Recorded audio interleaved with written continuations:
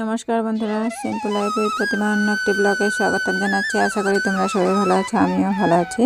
আর সকাল সকাল চা খেয়েছি, চা আর চানা খেয়েছি, মিষ্টি চানা। তারপরে স্নান টান করে ঠাকুর দিয়েছি, তো বাসি কাম করে সব ঠাকুর দেওয়া হওয়ার পরে তো মাছালার থেকে মাছ নিয়েছিলাম। তারপরে আমার ননাস এসেছিলো আজকে, একটা ননাস বসেছিল রোদ্রুতে, আর মনে একটু ভিডিও করছিল। তারপরে খাওয়া বানাচ্ছিলাম, মাছ আলু দিয়ে ঝোল বানাচ্ছি, তারপরে কুমড়ো ভাজি আর মাছের তেল বানিয়েছিলাম বেগুন দিয়ে। ইয়ে ছিল দুপুরের মেনু। দুপুরে খাওয়া দাওয়ার পরে এই দেখো মিষ্টি কীভাবে রোদ্রুতে বসে আসলো,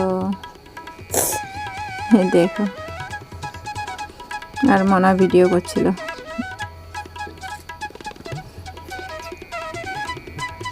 রোদ্রের মধ্যে বসে আসলো সুন্দরভাবে, আর মনে একটু ভিডিও করছিল। এই দেখো বিরক্ত হয়ে আবার এদিকে হাঁটছিল।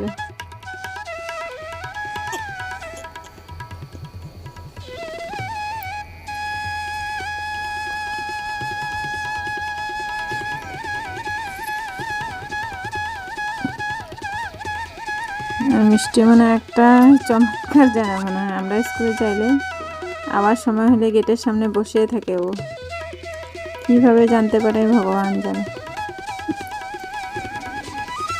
দেখো কুমড়া গাছের নিচে বসে আছে। ভিডিওটি ভালো লাগলে লাইক কমেন্ট আর শেয়ার।